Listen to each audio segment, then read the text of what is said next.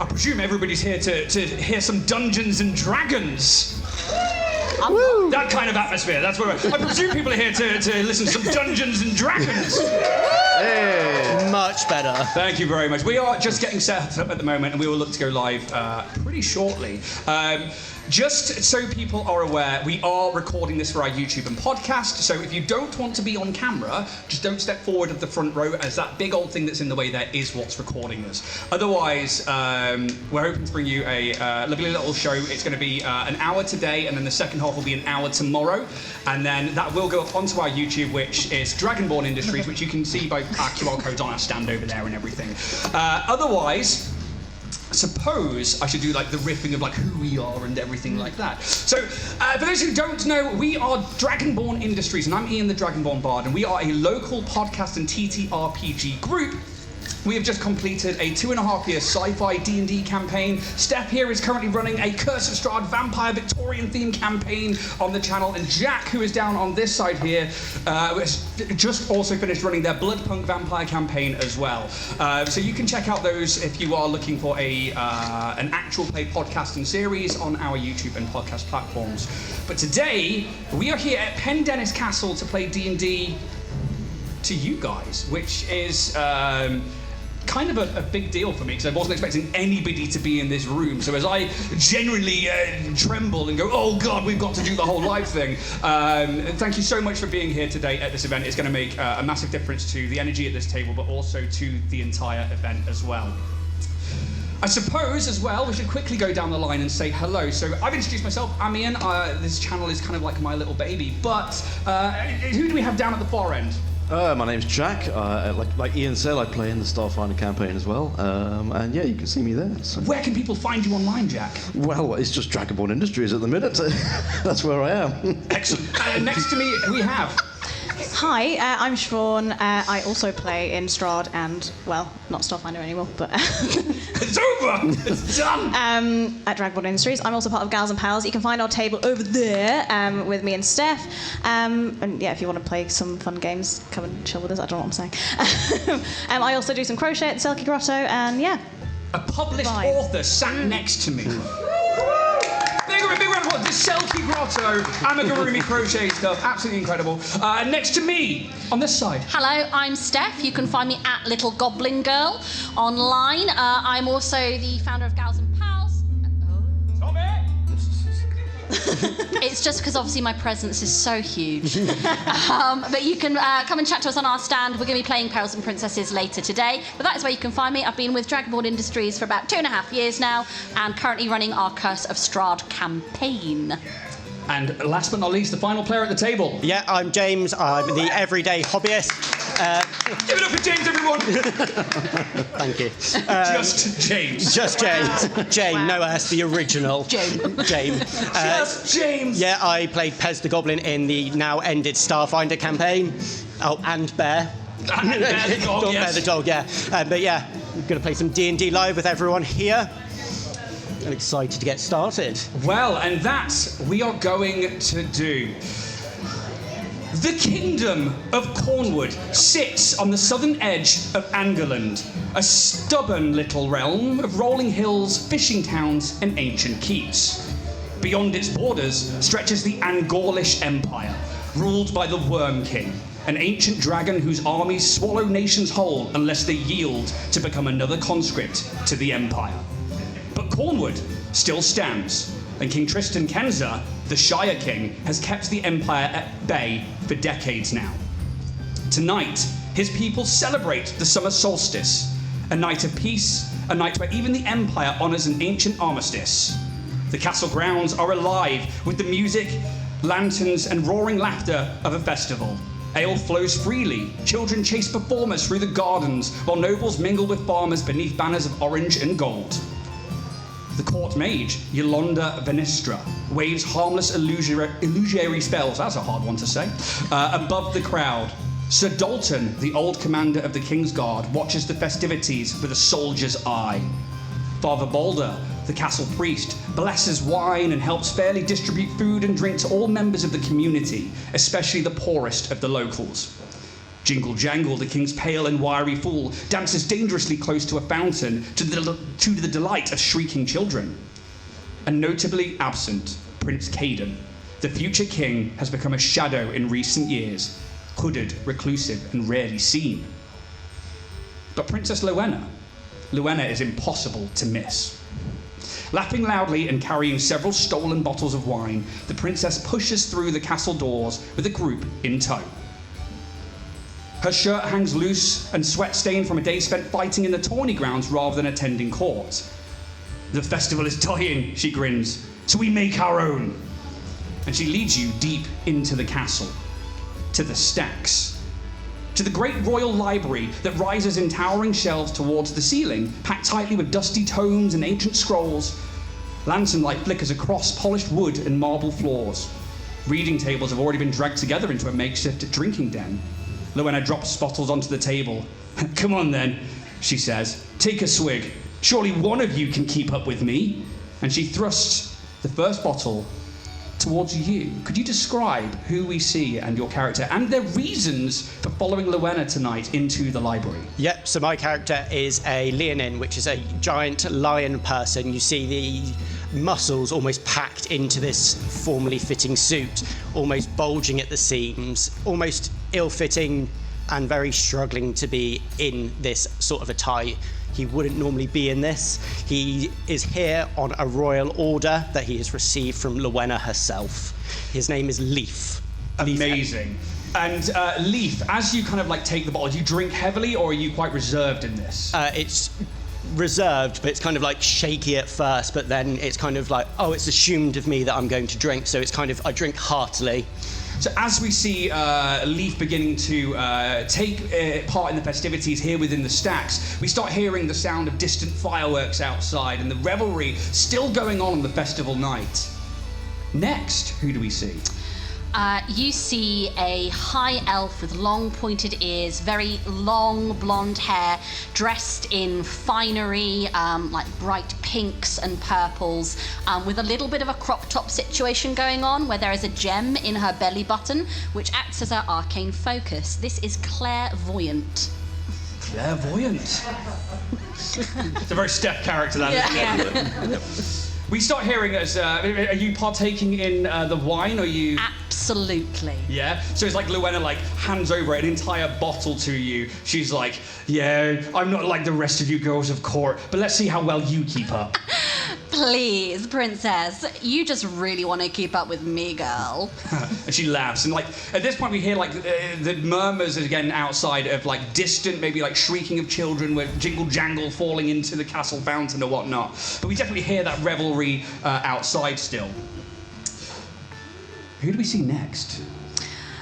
You see the castle's librarian, who I have to say is not having any of this nonsense in her goddamn library. She's kind of behind her desk, keeping a very careful eye on everyone. She is a tiefling. She has got kind of light red skin, kind of purple horns, really just like big hair, and these kind of very smaller than this, glasses on, that she's just kind of very much like looking over the edge of them, as she just says to everyone, like, would you mind not getting beverages on the books, please, and just simmer down. And I think this is a common practice, especially for Lowena, who is the princess of this castle, who you know is a station, several above you. So, like, she will end up bringing people back here on festival nights to carry on partying in the quiet areas of the library, and yet there's nothing you can do about it. And Lowena is kind of like, what? Are we keeping you up, are we, from your studies? Oh, come on, have a drink here, Odessa. Enjoy the festival. Well, I guess I can have one. And she'll thrust a bottle of Castle's finest wine towards you. And last but not least, who else do we see?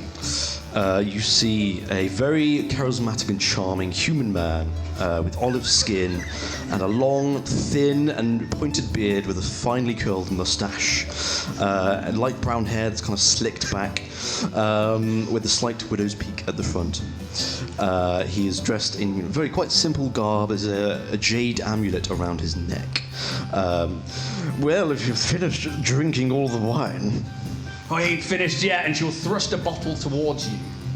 Well, if you insist, I suppose. It's not every day I'll bring somebody here into the castle grounds themselves. You should count yourself lucky, merchant. Lucky. Well, you don't know the meaning of the word. Yeah, like I don't know the meaning of it. And you say that, and it's almost like something switches in Luenna's personality. She kind of like looks down towards her feet, and there's like a mood shift on her face. And she just says, lucky. Yeah, I don't know the meaning. But then she kind of snaps back out of it, and she'll thrust that bottle towards you, and she just begins to drink heavily. And again, we hear like there's some kind of commotion outside. Maybe Yolanda's set up like one of the bigger fireworks that everyone's kind of roaring and cheering at. And like it's so loud that like you start to hear that like maybe it was close to the castle roof as like dust begins to fall from the ceilings. I hand over to you guys. Asbestos. Are your ceilings meant to be doing that? If Yolanda's setting off some of her bigger fireworks, then I imagine it's gonna be raucous outside, but we'll be fine. Keep drinking. Does anyone have a straw? No, I've got this twig. Oh, gross. You've been outside? Yeah, that's where I live. Who are you even bringing back these days? Hey, Leaf is one of my closest confidants, and actually, they're a darn sight more useful than you are. You don't even know the half of it. I'm not seeing you drinking. Give a girl a chance. I down it. Okay, how much drinking does Claire does a Boyan- lot. Claire is a party girl. Okay, make me a Constitution saving throw with advantage, please. Okay, Ooh, it's a good start to a live It's a good show. start with a natural one, but with advantage. Oh, it's a 3! You begin to like down this wine, and you notice straight away that this must be a very old vintage, and it's strong. I'm going to say that for now you are poisoned as good. you become drunk quite fast. You don't even know half of the things that I've done for you. You didn't even ask me once. You didn't ask me one thing. And she you see like the smirk across her face of somebody who looks like she has already bested somebody. And I think most of you would know that Luenna is very much a combative individual. Not what you'd expect from a normal princess of a castle. She's very much usually found deep in her cups in a tavern or fighting in a local tourney rather than attending court or being one of these people that are just expected to be a royal member of the family. She very much takes her own life into her own initiative and likes to live life outside of the castle. And in this moment, I think the rest of you see one down. What about over here? How does Iridessa feel, and how does our new merchant friend feel in this environment? Iridessa's definitely just like kind of wine in one hand and then like a feather duster in the other, just like trying to get the dust off all the books, just gently cursing under her breath, not having a great time, not getting involved in the frivolities. Yeah, just having a little sip every so often. Okay, and what about Felix? Yeah, sorry, my name is Felix Lockhart, by the way. So what about you, Felix? So he definitely takes the bottle, but pretends to drink from it. He very much likes to keep himself sober, so he's purposefully not doing it. Okay, are you trying to hide this? I am trying to hide Make me a sleight of hand check, please. Okay. Ooh, that's a 19 on the dice for a 22. Okay, so you're playing a rogue today, so this is like am. your wheelhouse of like sneaking things around, being able to hide your actions. So 22. Luenna doesn't seem to notice. She just kind of like nods and smiles as if like somebody's partaking in it. And as kind of like the night begins to progress onwards, we hear that like there's more murmurings, and you know, Iridessa, that this time by this time, the castle should be quiet and people probably should be going home. But it seems like the party's continued, and that dust seems to keep falling from the ceiling. And then it starts to get louder and louder, and you start to feel those stacks, those shelves start to shake and vibrate. Maybe the odd tone begins to like vibrate its way out, or a scroll falls to the ground and like bounces with like a dull foot of paper on carpet. And then there is a deafening crack. And he changes the music. There's nothing smoother than having to go to another tab and changing it. As this deafening crack tears through the library, like the sky itself splits this place open. The stone ceiling above buckles and ruptures in an instant, sending a violent shower of dust and shattered masonry crashing downwards. Great wooden beams snap like twigs as the upper gables collapse into the stacks below. Shelves topple one after another in a cascading wave of destruction, sending ancient books and burning lanterns across the chamber. Paper swirls through the air like scattering birds as flames begin rapidly climbing across the fallen timber and scattering pages. The entire room buckles beneath the impact, drowned in smoke, screams, and the roar of something enormous descending from above. A drake crashes through the roof in a storm of splintered beams and burning debris. Upon its back sits a knight in blackened plate marked with the crimson dragon of Angorland. The drake hisses smoke between dagger-like teeth. The knight draws a cruel lance and points it towards the far side of the library, past you all, towards a hooded figure standing in the dust of the falling stacks, towards Prince Caden. His face mostly covered, one bright, sickly green yellow eye piercing out from under the hood, and you wonder why you didn't see him there throughout the frivolities. As this knight, from under their helm, by order of the Worm King, the heir comes with me. Roll initiative, please, guys. Straight in. Damn. So, I need the first audience roll. So I need somebody to come up and roll a d20 for me, please, as you'll be deciding when. But come out, just step on out. There's dice right here in the barrel at the front. And you'll be deciding when this particular creature is going to be going. So we had a hand up from this person first, so they are going to take the d20 and roll it. 6, perfect. Thank you very much. That will be for the Drake and yourself. That's all right. There you go. You grab that one. Amazing. Well shared. Tell you what, take advantage on the roll, and you get to roll one as well, because this guy has surprised you guys. Oh. Okay, we'll take the 7. We'll take the 1, We'll right? take the 6 and the 7. Absolutely, I'll be doing that. So, give me 2 seconds. I now need one more roll. And I'm going to tell you now, this will be the most important roll of these 2 sessions. You are about to decide who the BBG is. Oh. I see a hand over there. If you want to come forward and roll a d6 for me, please.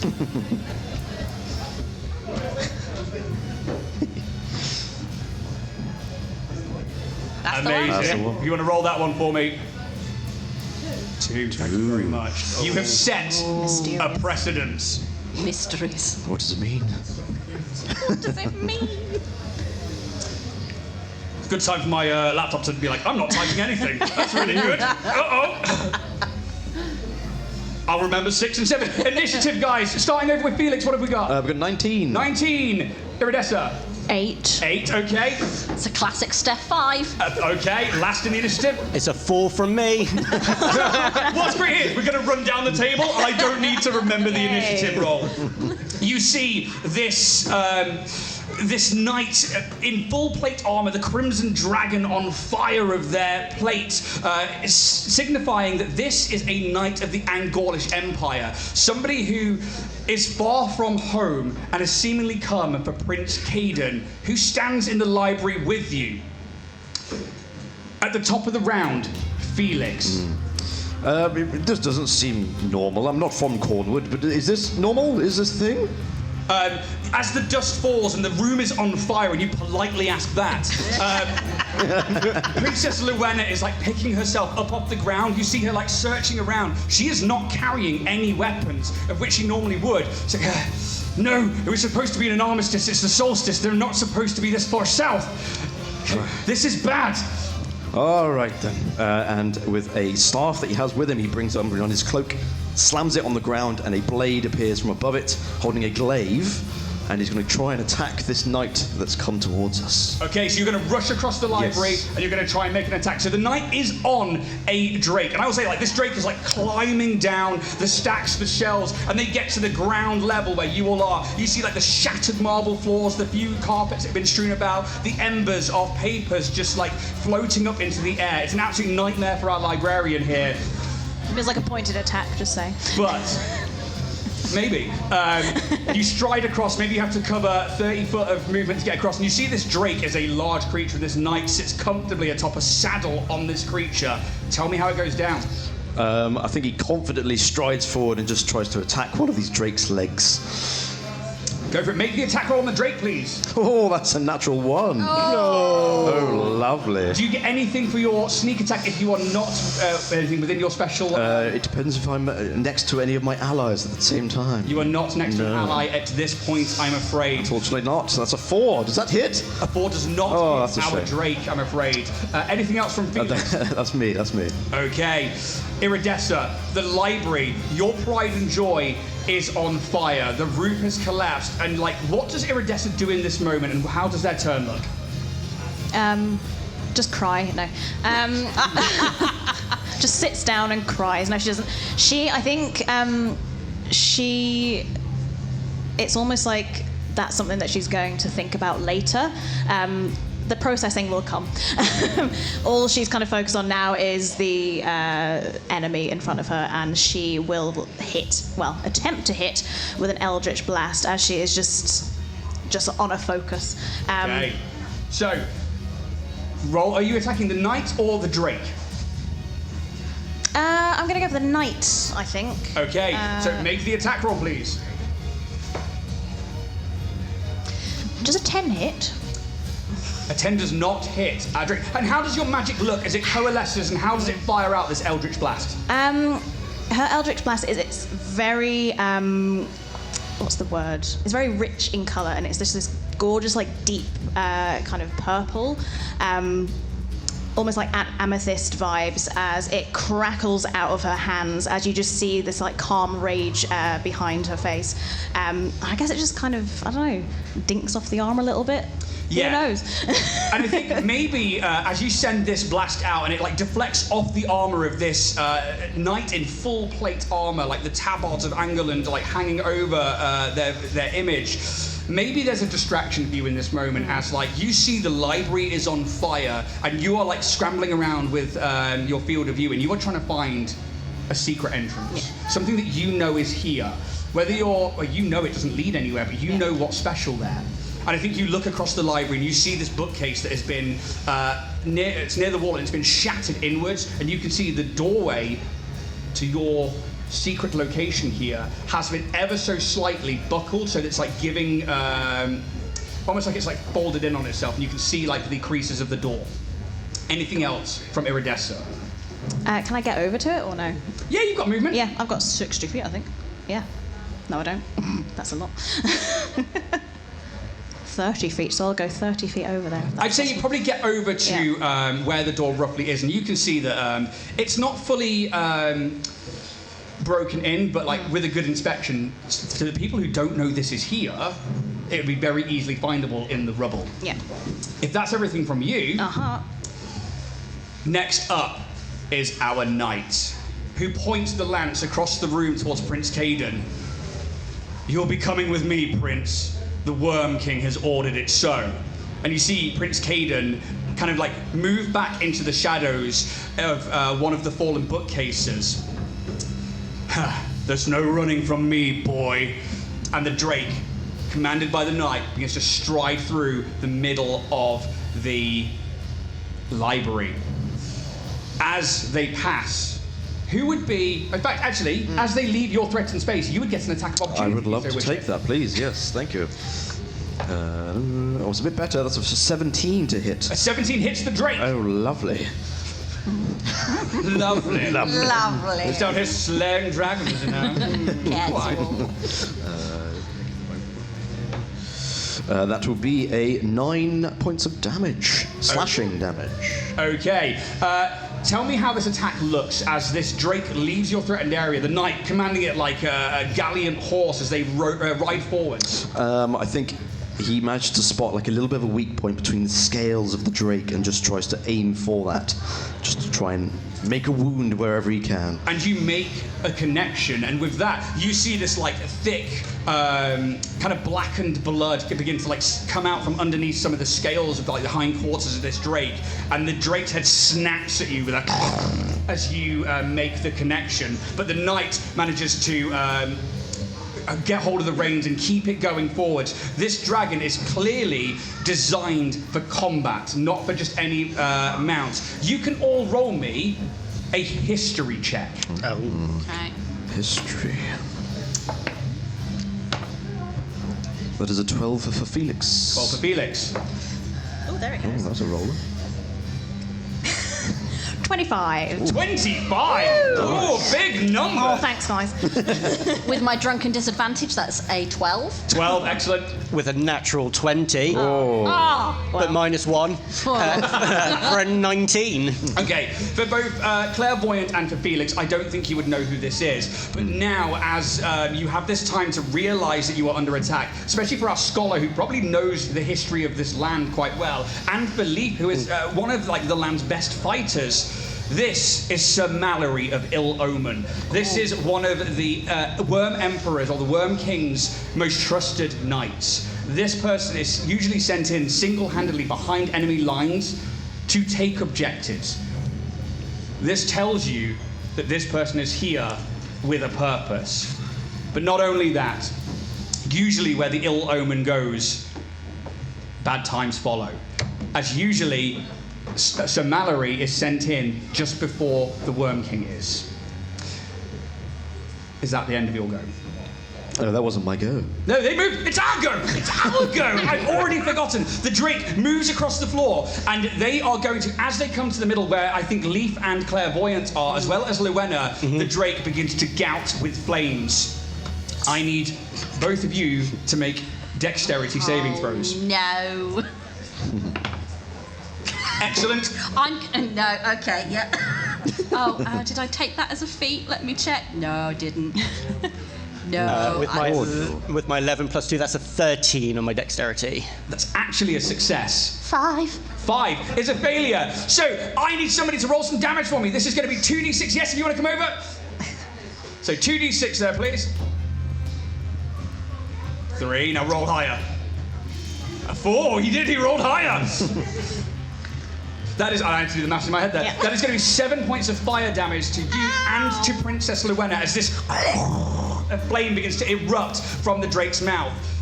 However, the knight continues to move forward and goes in to attack Prince Caden with the lance. I need somebody to make the attack roll for me with a d20. Yeah, if you want to roll it. It's down here and he's prepped and he's ready. So there you go. That one right there. A 3, okay. With that, the lance goes in, but Prince Caden seems to step into the shadows and disappear as the lance makes contact with the wall and shatters. And you sense like magic erupting from it in like a wave of necrotic energy. Tricksy then. And he turns the Drake around and draws a longsword from its scabbard. Clairvoyance. Dusting off some of the embers that have kind of encroached from that horrible, horrible attack. I'm just going to kind of turn to Leaf. It's quite bad, isn't it? You wouldn't say, would you? I think I might make a run for it. And I'm going to just like boop myself on the head and cast mage armor so that my AC becomes 16 instead of 13. And how's that look? What it looks like is it's almost like... It's like the animation that you used to get from Sabrina the Teenage Witch, where like the sparkles kind of like go down, and there's this like little purple shimmer now then surrounding her. I feel so buff right now, and I'm gonna just try and find somewhere to hide. Give me a perception check. At disadvantage. Okay. I'm doing really badly, guys. That is going to be 4. Okay, you dive underneath one of the tables that's been moved to one side, maybe like trying to pull in one of the reading benches there as well. And as you do so, the drake's tail smashes into it and knocks it off from on top of you, exposing you completely once again to the room. It's just really rude. Like, I'm actually not a fan. Anything else from Clairvoyant? That is everything from Claire. Leaf? Yeah, Leaf is like, now this is my sort of party. You see him kind of untangle the mane that he's tried to control, and you just kind of see a cloud of sawdust kind of billow from it. He starts ripping off his sleeves as he starts getting angry. These veins almost start sprouting leaves from his actual arms as he enters a form of rage. You begin to like move into this like state of anger, and Luenna's like, oh, he's coming for you now. You just kind of see him finish his boss and just throw it against the wall as he pulls out his great axe, and he's like, you. You finishing a bottle of wine there, mate? Yep. Give me a constitution saving throw, please. Oh, did you not learn from my mistakes? No. So that would be a 18. You are okay. You have drunk with Luenna many times before, and you are completely fine. You know what to expect with this castle's finest wine. You can move the 30 foot across the room to where I shall. Sir Mallory, and you go to meet him against the far wall as he's like, look, you can see him scanning the room for Prince Caden. Yeah. Tell me what happens. I pull out the great axe and I go for a swing. Does a 21 hit? Against the Drake or against Sir Mallory? Against Sir Mallory. Hits. And as he does it, he's like, Omen, you are mine. So that is a 15, 15 slashing damage. Oh, that is a big hit. And like, what weapon are you using? I'm using my great axe. Okay. As this attack comes in, you swing in, and like Sir Mallory's like looking around the room, and they've disregarded you completely. And you swing in with the great axe, and it connects with the breastplate, and you feel it buckle a little bit, and you hear like a little from underneath it as the helm snaps around to you, and they just look down. Okay then, looks like you're first. And he's like, but you first, as I take my second attack. Yeah. No, you first. No, you. With a 25 to hit, I'm guessing that hits him. It hits. That is 9 points of slashing damage. Okay, good to know. I'm going to knock that one down there. Whoop. Turn all my HP over here on a little roller. Oh, that's adorable. Really hard to see. Is that everything from Leaf? That's everything. Okay. Now we see like the library is beginning to fall apart more and more. The flames beginning to climb higher and higher. The books, the tomes, the scrolls are all falling to ruin, and more of the ceiling is collapsing in on the room. We hear the roar of a dragon outside, and maybe you see a shadow strafing across the sky as red flames across the roof of the next tower over, and you watch it melt to glass. The dragon is gargantuan. And you know that this must be the Worm King. However, your focus is brought back to the room. As running in, you see a bleeding cheekbone with a severe cut across it, their gown completely torn over the shoulder as they are currently casting mending over it to try and stitch it back together, as Yolanda Venestra, the castle mage, rushes into the room. The Angorlish have landed. They're coming in when they're supposed to be an armistice. Where's Caden? I was about to ask you the same question. And she looks around the room and she sees the knights, and she just sends a burst of magical energy towards them. I need somebody to make me an attack roll for Yolanda, please. Who would like to come forward and roll it? There we go. Just roll a d20 for me, please. Keep going across that one, just there. Okay, she sends this wave of black and silver crackling magic, which has like little hints of like iridescent sparkles to it. And she sends it across, but it misses the Drake and the knight atop. And she turns to you. Where's the shrine? Is it protected? Is it safe? I think so. I'm just checking on it now. And like, you don't know that she knows about this. Can I do like a insight or something? Yeah, Like you just can. something to kind of, I don't know. Does she know that I know about it? Kind Roll of an vibe? insight Yeah. check. Doop-a-doop-a-doop. That was a natural 20. For a 21. Nobody else should know about your shrine Yeah. that you have to your patron. Okay. And then you see the magic, and there is a similarity to it. You didn't think it was here all along just by... I put it here. Get the totem. Okay, well, we'll talk about this later, okay? Fine, yes. I'm on it. And with that, we move back to the top of the round, and Felix... What are we doing here? Are we keeping this thing busy, or what are we doing? Get out? Keep it busy. I need to do something very quickly, and then we can get out. All right. I suppose we're getting fighty. Yes. Get fighty. And Luenna like calls out, she's like, kill them! We can't let them take my brother. Can I get into a flanking position with Leaf? So they've moved across the room and through to the other side. How much movement have you got? 30. How about if I bonus action to dash? Yes, you can. I would like to do that, so I'm opposite sides of Leaf and this Drake, and he pulls out 2 daggers from his belt and goes into attack. Okay. That's a natural 20. What is happening? For a 23. I'm going to portent that roll. Oh, no, you can't. Rules lawyer, I can do this time. You have to declare before the roll even happens with portent. Do you? Yes, in 2024 you do! Woo! Yes, Steph. I will give you a point for heroic inspiration. Oh, get in, I love praise. Yes, go nerds. Yes.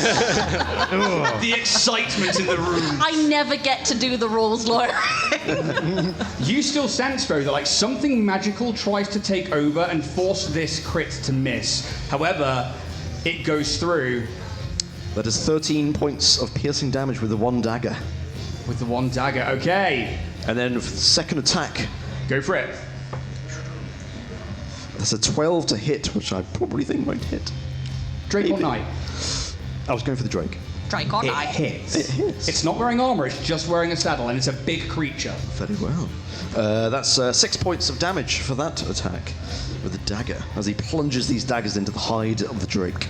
Okay, and as you do, you hear this like this drake as it begins like charging fire in its mouth, and it like snaps around its head like coming towards you. It really didn't like that, and you see the knight on top. It becomes a little bit unstable, and you see them like looking between Leaf and yourself, and then they begin scanning the room again. Oh no. Yeah. How much time have we got? Depends if I can get this door open or not, but Okay. you'll be fine. Just carry on. Fine, all right. Everything's fine. If that's the end of your go, Yes, it is. Felix, we will move to Iridessa. I'm going to try to open that door, if possible. Okay. How would Iridessa normally open this secret passageway? Is it like behind a bookcase? Is that Yes. the situation? Well, there would have been, the traditional book kind of pressing situation. A lever, some might say. But I guess that's all just gone now. Yeah, basically. Then I guess it's just kind of like a push. I don't know what you call those. Sounds like an tools. athletics check then to try and Oh, pry this really? door open. Athletics. Oh no. Can I not do Arcana? I don't think so. It's like, I really magically push this door open. Unless you've got spells that will blast it open. These glasses. Okay, that was a 5, but I have a -1, so 4. Ooh, you're feeling strong, but not that strong. As you go to like move it, and you can tell that like the mechanism of this secret door has completely caved in, and you hear like Yolanda's like, "You are supposed to be one of the chosen. What are you doing? Get in there and make sure it's safe." I'm sorry, I'm under a lot of pressure if you can't see. You'll be under a lot more if you do not get in there. Someone help me with this damn door. As we move now to Sir Mallory. He sees being flanked on both sides, and Sir Mallory's a tactical individual. They know combat very well. and yet they are still scanning the room. Could I have somebody roll me a perception check? It's just a D20, and it just needs to know the result. Oh, we got... Go on, go for it! Anyone? Anyone? You're all too polite. Yes, no, please you go. No, please you go. Go on. There we go.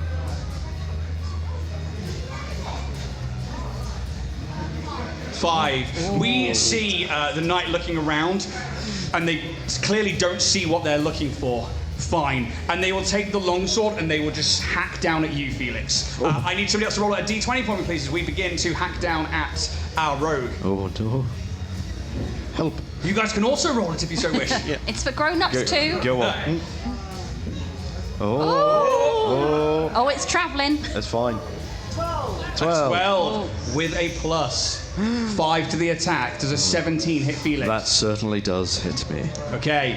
I need, please, somebody to roll me a D10 twice Oh, and a D8. Oh. saucy.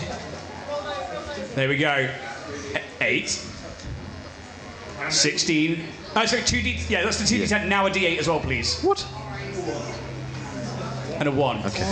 As the ill omen slashes down onto Felix, you take 16 points of slashing damage and then 1 point of necrotic damage as they put a divine smite into you. Oh, I don't like that at And you all. feel this like wave of necrotic energy bursting through your body as they then kick you back and pull the blade from maybe like your shoulder or from your armor, and then the Drake is going to take a snap at you as well. Could I have somebody roll the attack one, please? Who would like to roll the D20? Go on then. Here we go. Okay, I'm going to presume that a 12 does not hit. That does not hit me. As the dragon goes to the Drake goes to snap into your like clavicle as well, you maybe like dodge out of the way, and it pulls back. So Mallory will then take the Drake, and they begin climbing the stacks, starting to climb upwards towards the ceiling, while still scanning the room. As they leave your guys' space, you can take an attack of opportunity if you so wish. Oh yes, absolutely. Whose space is it in? Are you up close? Because they move. You're in the centre, and they then move past you to the other side. Yeah. Yeah. So it's just Leaf and Felix. 13 for me. 13 against the Drake is a hit, Very well. and I would be going against the Omen, and I got a 17. is a miss. Oh, As again, you connect with the plate, but it's just this plate is extremely well made, and it just deflects the blade. There's 4 points of piercing damage from the dagger. 4 points piercing. And the Drake is now starting to bleed. You can see that Mallory's kind of losing a little bit of control. It's like, Caden, where are you? And you see him like scanning the room, and he's almost like disregarding you all and just now trying to focus on the prize at hand. Clairvoyance. How far away is the ill omen? The ill omen is now about maybe 20 feet up. It's one of the actual like shelves of the library that's like half fallen over, and like you see the dragon claws like holding into like the thick wooden beams. Amazing. I'm going to cast I had it a second ago. I've got a 3rd level spell. I'm going to cast Antagonize as I whisper magical words to antagonize a creature of my choice. So I'm going to aim for Sir Mallory, and he's just going to hear inside his head, "Oh my god, your armor is like so tacky. Where did you even get that? I thought you Angorlish were meant to have all the latest trends. Like, ew." He needs to make a wisdom saving throw. I need somebody to roll me a d20, please. This is for Sir Mallory as they save against this spell. We have. For those who didn't see, that dice went on a journey, and it rolled over to a 19, which is phenomenal for me, and then just slowly crested over to the 1 as they fail. So, first Counterspell. off... Counterspell. Okay, so now we need to make some contest check. So, what level spell was first one? It was the 3rd level. Okay, so that would normally go off. Now you're going to counterspell the counterspell. As you see Yolanda from the other side of the room as you cast this spell, and you see it like racking the helm of this knight, you see her hand subtly going up as though it wasn't supposed to be seen. Oh. You can attempt to counterspell a 5th level counterspell. Oh, now, hang on, I'm going to do this as well. So it's, what do I have to do for that now? It's a con... Oh, it's different now, isn't it? It should be different, yeah. So I believe it's a spellcasting check against their spellcasting check. Okay. So their spellcasting DC is a... I've got some of the papers right here. That is going to be... Okay. Not as high as you think it would be. Yeah, but I'm also at disadvantage at the moment, so I am going to use one of my portent rolls, and I'm going to make that an automatic 19, with whatever pluses may or may not be needed. Okay. You see this counterspell go off, and you are like, even in this moment, no. You bring out the portent, and you see that fizzle out, and you see like Yolanda's face, this elven mage with long pointed ears, and this usually quite emotionless face. There's just a quiver of a smile and a nod, and then her elven eyes fix onto you. Cool. But the spell goes off against the knight. It does. So, the following things are going to happen. You first are going to take 4d4 psychic damage. Ah! 1, 2, 3, 4, 5, 6, 7, 8, 9. That's what he does. Ah! 10, 11, 12 points of psychic damage. And you must immediately use your reaction to make a melee attack against another creature of my choice that it can see. If it can't make this attack, for example, because there's no one in reach or because its reaction is unavailable, it instead has disadvantage on the next attack roll it makes before the start of my next turn. What's the creature? Dead wagon. Did somebody roll Sir Mallory's attack against the dragon? He is riding it, so we will make this with advantage. So we're going to roll a d20 twice and take the higher roll. Feel free to roll it. So you roll the first one and then you roll the second one. Why don't we do that? Oh. 14 for the first one. And a 3. So we have to take the 14. And with his bonuses, that is going to hit as he slices across the back of his own drake's neck. I need to roll 2d10 and a d8, please. Dave, you're already on it. You're right there. 2. 4. And a d10. And a 8. d8. Yeah, that was it. Yeah. That was 7. Oh, a large wound appears on the back of this drake's neck, almost like an executioner's blade trying to cut through, and it roars and begins to like climb and run like it's trying to get away from the source of the pain. But the source of the attack is on its back, and usually this is a well-trained drake, but now it's come under attack from its very rider, and it begins to climb up the stacks further. Anything else from Clairvoyant? I believe I've got a bonus action left. Oh, here we go. So I'm going to use my elven lineage and Misty Step to get myself next to, I think, Yolanda, as this like purple smoke envelops Claire. And it's like, hey, girl. How tedious. Oh my god, I think it's quite fun. And she just quietly laughs in the chaos of the room. Leaf. You see the great axe almost be thrown to Luana, like, protect yourself, you know how to handle it. Thank you. And then you just see him pull out this maul from his other side. It's like, I said, stand down. As you see a maul come flying past over his head. You throw it at him. No, he's going to just use the reach from the world tree. So you see the tendrils of the tree sort of reach down to his arms and just kind of almost grip it in both hands. That's incredible. Like, kind of like Groot-esque in a way. It's just like, it extends. Am I still flanking? No, not anymore. It's currently like up the stacks. That's fine. So for my first attack, that's a 10. A 10 is a miss, I'm afraid. Second attack. Oh, that's a lot better. So that's 23. 23 is definitely going to hit. And who are you aiming for here? Is this Sir Mallory again? Correct, yeah. Okay. Oh. Good, low damage. That's what I want to hear. That's 7 points of bludgeoning damage. 7 points. As it smashes into his armor, you can see now Sir Mallory is now a little bit worse for wear. The armor is starting to become dented, and you see the tabards of the Angorlish Empire are starting to rip, and some of the flames from the library are beginning to singe the edges. He is looking battle-worn at this point. Mm-hmm. Anything else from Leaf? Can you make me a con save, please? Ooh. Could somebody roll me a d20, please? He passes. Yeah, I mean, even with the extras on top of that, it's going to be in the 20s. Yeah. What's happening there? So with my maul, I have a proficiency of where it would be toppled. So if he failed the save, he would be then knocked prone.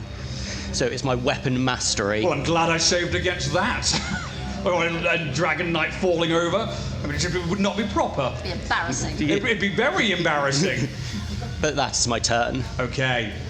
We move towards the end of the round, and we now see, and maybe the rest of you don't, but Caden's now disappeared. Why was he there in the first place? Now Yolanda's turned up, and only you've seen that she seems to be trying to stop some magic, even though it looked like she was trying to help out when she first got in here. For you, she's screaming out for you to get into an area of the library that only you should know about. Well, that was troublesome, and you are troublesome. She's going to reach out, put her arm onto your shoulder, and I need a Constitution saving throw, please. Oh no. Is this against... Hang on. Is this anything charmed? It is not. Boo. Okay. That is going to be 2. 2. Okay. So you fail. I need a somebody dice to roll tray. me 2d6, please. Amazing. Here we go. So the first one is 3.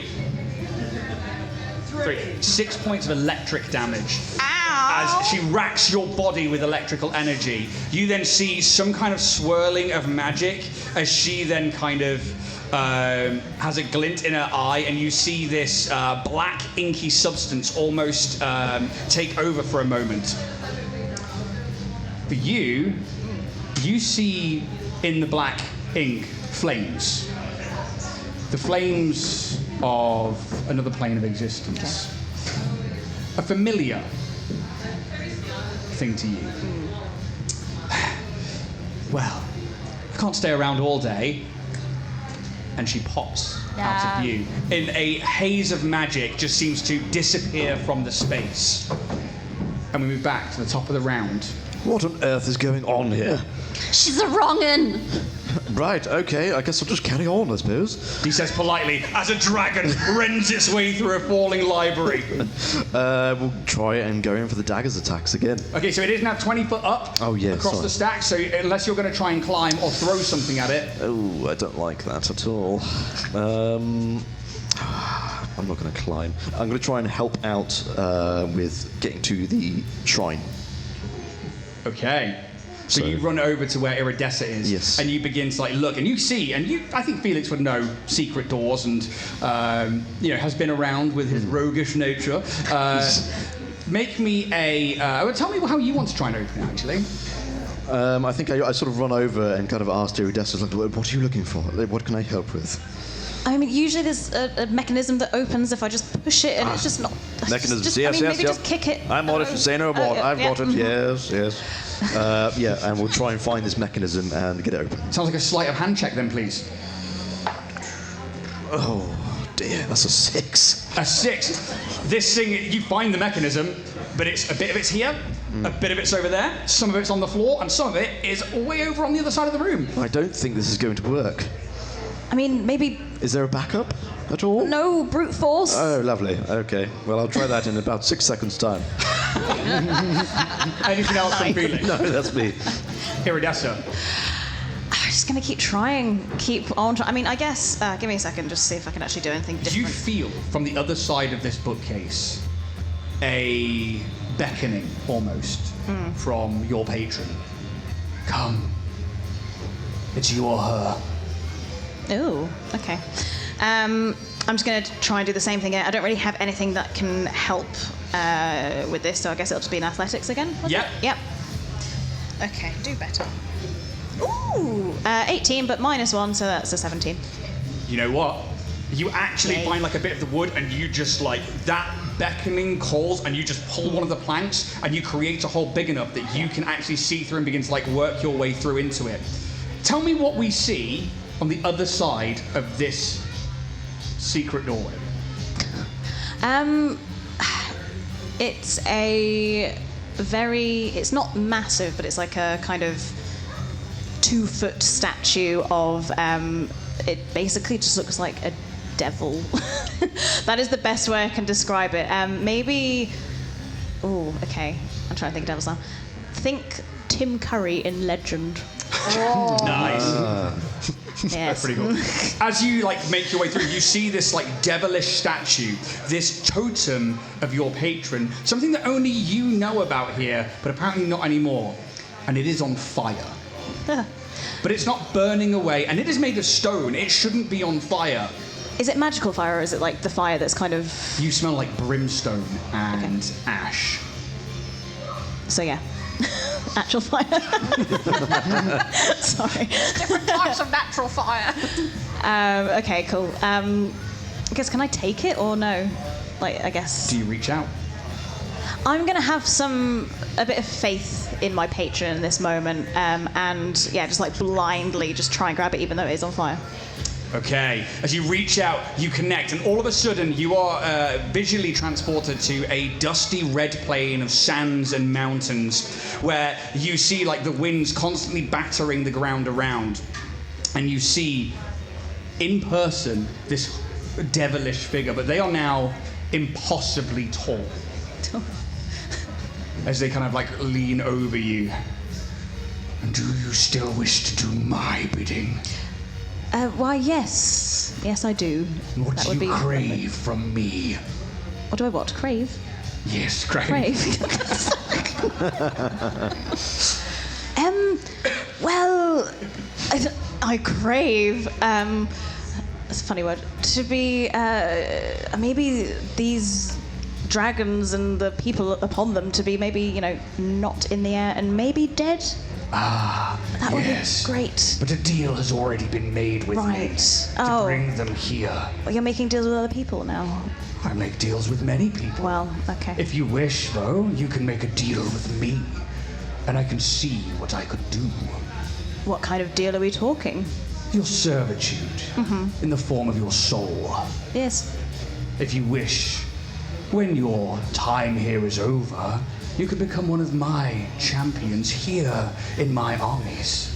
Oh, do you have an excellent library in your army? Because you see, mine's just in smoke, and it's not great. And you see, the ground itself begins to burn, and flames begin to rise from it. But yet you are not affected by this. The fires will burn, yes, but when you are within my service, it matters not. Why not? Do you exchange your soul? Yes. Okay. Oh, this isn't a long-term character. It's fine. Exactly. You don't feel any different in the moment. However, all of a sudden you are back in the room, and that stone effigy is gone. You can level up twice. Hell yeah. Well. But you can have that ready for next time. Yes. As the actual corridor begins to collapse around you, and you move out back into the space, and you can see that more flames are starting to rise, but you don't seem to be affected by them. They no longer feel like they would bother you.